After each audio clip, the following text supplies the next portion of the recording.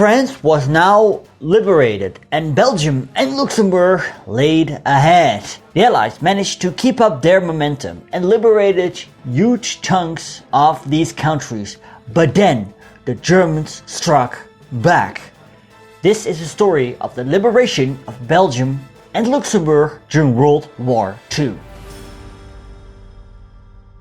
Welcome back, regular viewers, and if you're new, welcome to the channel. My name is Stefan, I'm a history teacher from the Netherlands and I make videos about history. And if you like that as well, please consider subscribing and also hit that notification bell. Last video I talked about D-Day, how the Allies landed at Normandy, France and got pinned down at Normandy for almost 2 months. When they finally broke through, they swiftly took Paris.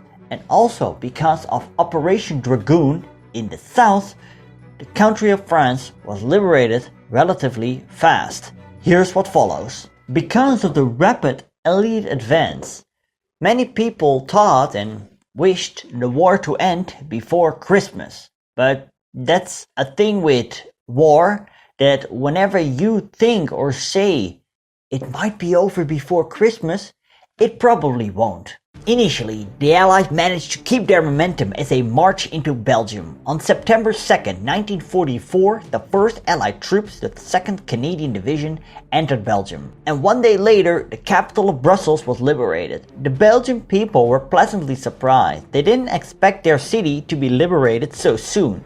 For them, the war was definitely over before Christmas. The following day, Antwerp was liberated. Near Mons, retreating Germans got into fighting with American troops, which left 2,000 dead and 30,000 captured.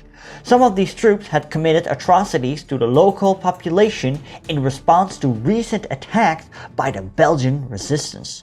Polish troops secured the Ghent Canal and Canadians liberated Bruges. Most of Belgium was liberated in October 1944. On the 10th of September, Luxembourg City, the capital of Luxembourg, was also liberated. Now, mid-September, a battle took place further up north towards the German border in the Luxembourgish town of Vianden, which is known as the Battle of Vianden Castle, between Waffen-SS troops and the Luxembourgish resistance. Mid-November, a German patrol marched into the town and was ambushed by the Luxembourgish resistance fighters, which left a couple of Germans dead and they retreated. But then, later, SS troops returned. Now, the resistance had ordered the civilian evacuation to leave the town, and they themselves decided to make a stand. And so they did. Greatly outnumbered, they fought against the Germans, who did not manage to take the castle and therefore tried to take the town instead. Heavy fighting followed, which left several Germans dead, after which they retreated across the river back into Germany. The Luxembourgish resistance had only 1 deadly casualty and a few wounded. It seemed like the Allies were able to push for their first German city, the city of Aachen. Because of the chaotic German retreat, it seemed that the German army at the Western Front was on the point of collapse. But then, German General Walter Model managed to restore order, and it was more than clear that the Germans were everything but defeated. Now, in the previous video I mentioned how the Allies ran into supply problems in France, and they tackled this by setting up Operation Red Ball Express, which was a truck convoy system to supply their troops. In Belgium they had similar problems, and they tackled this with the ABC Express in order to keep the momentum going. The Allies might have liberated Antwerp and its ports and could therefore supply their troops via Antwerp. However, they could not. Why is this? Well, look at this map. In order to reach the Antwerp ports, you have to cross the Schelde River. And in Zeeland, Dutch province, German troops were still stationed there, and they could oversee the channel with their coastal batteries. So therefore, however the Antwerp ports were in the hands of the Allies, they could not be efficiently used. And this would later result into the costly Battle of the Schelde, which I'll discuss in the next video. And then it came, the Battle of the Bulge, also known as the Ardennes Offensive, which was launched by the Germans mid-December 1944. Hitler's plan was to push through the Ardennes again, and this time head for Antwerp, therefore deliver the Allies a fatal blow. Now, British commander Montgomery argued that the Germans weren't able to perform such counterattacks, except they did. The Allied troops that were stationed in the Ardennes, which is a forestry region in the southeast of Belgium, which also overlaps a part in France and Luxembourg, were suffering from boredom and basically killed time by hunting wild boars. But then, on December 16th, 2,000 German artillery guns opened fire on the Allied positions in the Ardennes. The soldiers were in shock and awe. They did not see this coming. Because of the German bombardment, the Allied field telephone cables were cut and communications broke down.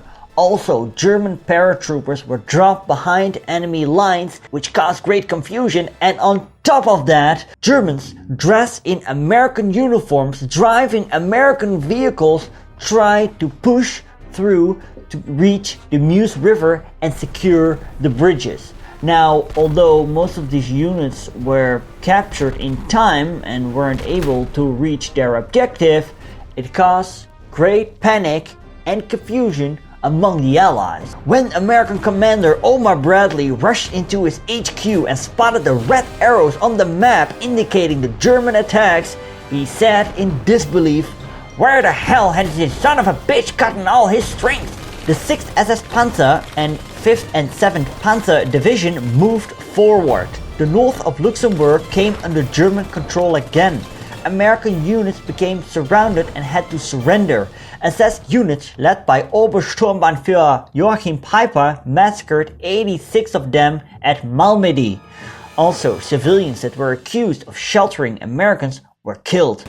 The SS attackers were stopped by the American 2nd and 99th Infantry Division. Further south, the Germans made a bigger breakthrough and headed for Bastogne.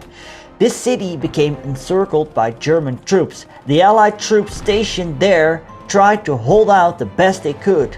Some were still wearing summer uniforms and suffered tremendously of the cold. Yet they held their lines. By the time the Germans attacked at the Ardennes mid-December, the Allies had already pushed to the south of the Netherlands, and my grandma, who lived in the southern city of Sittard, remembered how Americans were stationed in their living room. And one day she came down and she saw that all the American soldiers had disappeared. They had been called to the Ardennes. Over the course of the month, the weather shifted in favor of the Allies. With clear skies, Allied planes could easily spot the German columns and destroy them. Hitler stubbornly refused to call off the attack. Now, in January, the German Luftwaffe carried out a large-scale air attack. They destroyed 150 Allied planes, but lost 300 themselves. The Allies were able to replace their plane losses. The Germans not. Also, the German panzers had run out of fuel. And this was because of the fact that the Germans had lost the Romanian oil fields, as well as that they weren't successful in capturing the oil fields in the Caucasus during Fall Blau, or Case Blue, in the Soviet Union. Some historians say that the lack of oil was the main reason why the Germans lost the Second World War. What do you think? Leave your comment down below. The suffering for the Belgian population was not over, because from German bases, the Germans launched V1 and V2 rockets on the Belgian cities of Antwerp and Liège, causing into civilian casualties.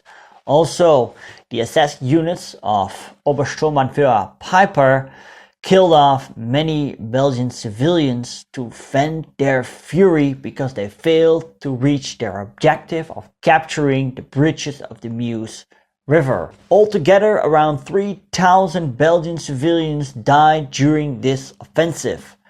Some at the hands of the SS units, but most of them got victim in the Allied bombing campaigns. The Ardennes Offensive constituted a major defeat for the Germans. They lost half their tanks and guns and suffered heavy casualties, with 12,652 killed, 38,600 wounded, and 30,000 missing, most of whom were taken prisoner. The Americans in the Battle of Attrition lost 10,276 men killed, 48,493 wounded, and 23,218 missing. Just like we saw in France, the liberation of Belgium and Luxembourg during World War II happened relatively swift. The Battle of the Bulge was a setback, a very unpleasant surprise, but in the grand scheme of things, it did not threaten the Allied advance. Thanks to my patrons you see on screen, and a special thanks to Henry Clarkson, Michael Notak, and Wombat Cookie. If you want to support me, go to the link in the description. Now, the liberation of the Netherlands is a whole different story, and make sure to subscribe and ring that bell so you'll be notified when that video comes out. In the meanwhile, if you want to know more about the Second World War in Luxembourg, you can click right here. Thank you for watching. Do not forget to subscribe. See you later.